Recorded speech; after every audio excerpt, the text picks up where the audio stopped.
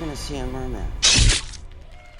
Hey, what's going on, you Halloween maniacs? Did you go to the store and buy some overpriced candy yet for those little brats that are going to be coming to your door on Halloween? What's a bag of candy cost nowadays? God damn, I think I saw like a big bag of Reese's and combos, it's like 20, like $5 for, it was kind of a big bag, I guess, but still. Welcome back to Salfest 2025. I'm your fucking host, Bozak here, all week long, all month long we've been doing this. 31 days of horror. My brain is rotted to the core, but I'm kind of used to it. So if I were to unlid my skull right now, it would look like a candied apple probably right now. But And tonight I figured I'd do one that's very meta, and it's kind of funny, kind of a dark comedy. Got some really cool shit in it, a ton of monsters. Today we're going to review Cabin in the Woods. Yes, this movie... I freaking love this movie. The first time I saw it, I fell in love with it. It's a Lionsgate film. It's directed by Drew Goddard, and it is also written by Drew Goddard along with Joss Whedon. And both Drew Goddard and Joss Whedon work on Buffy the Vampire Slayer. Of course, Joss Whedon would go on to work with Marvel in the MCU. I think he did Age of Ultron. This movie was filmed in 2009, but it was released in 2011. The budget for this movie was $30 million, and it grossed out to be $69 million in the box office, which isn't too bad. The cinematographer for this was Peter Deming, who also worked on Scream 2. It was filmed mostly in Vancouver. The special effects team was Shauna Tripkick. She did a lot of the costumes, and all these crazy special effects, all these monsters were done by AFX Studios. Some really good stuff. Okay, now if you're wondering what Cabin in the Woods what is this? It kind of reminds me of Evil Dead. And yeah, this movie does draw inspiration from Evil Dead, but it also draws inspiration from almost every part of the horror genre. We're talking about murderers, witches, zombies, giant snakes, all that kinds of crazy shit. It's about this group of young friends who are going to go into this cabin for the weekend, chill out, Well, but little do they know they're being drawn into a trap. This cabin in the woods has a lot of creepy shit down in the basement, a lot of trinkets, a lot of stuff you probably shouldn't touch. Well, they touch some of the stuff. And then all of a sudden there's this redneck zombie family trying to kill them. But there's a lot more to it than that. Turns out underneath this cabin, there's this big giant compound, this big giant facility, this shadow government. They are pretty much putting these people into a horror movie in a way, a real life horror movie. And they're trying to entertain these ancient gods who were here before humans. And they've been living underneath the earth for thousands of years now. And they want to be entertained by watching humans getting murdered. So all these nightmares are created from these ancient gods, like these bats, these zombies, these mutants. Every little thing you could think of came from these primordial gods who have this...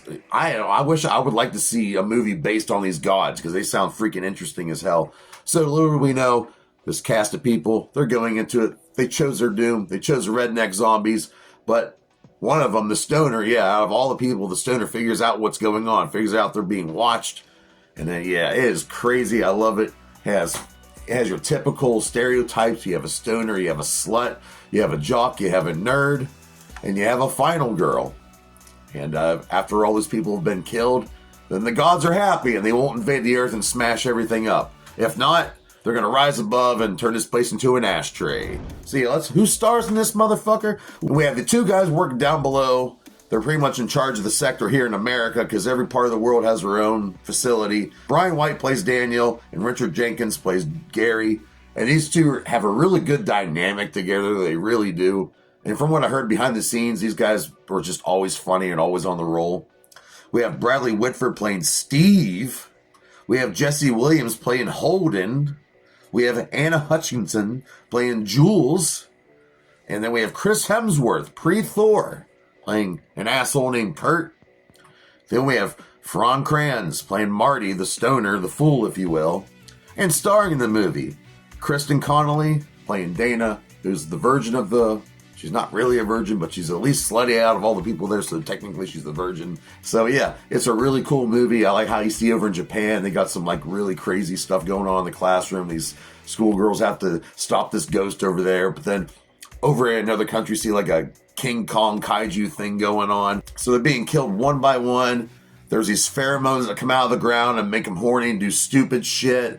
There's chemicals and everything in, including the girl's hair dye. Everything they're drinking is just supposed to make them more dumber, more susceptible to doing stupid shit like splitting up in a movie.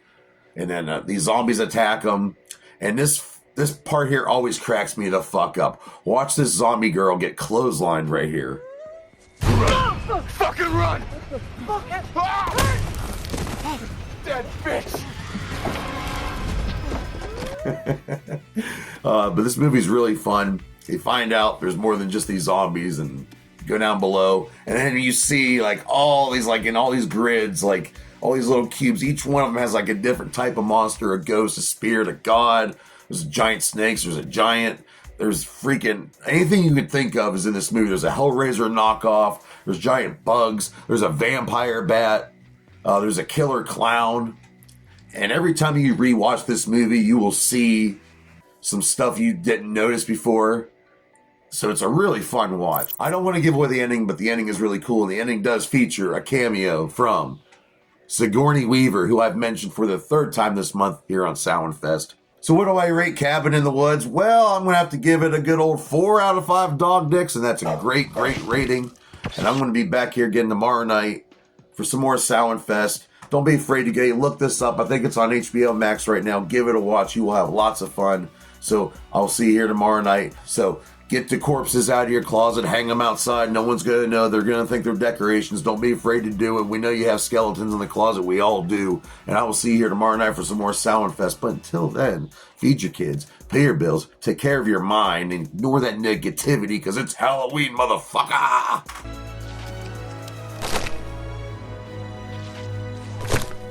Oh, come on.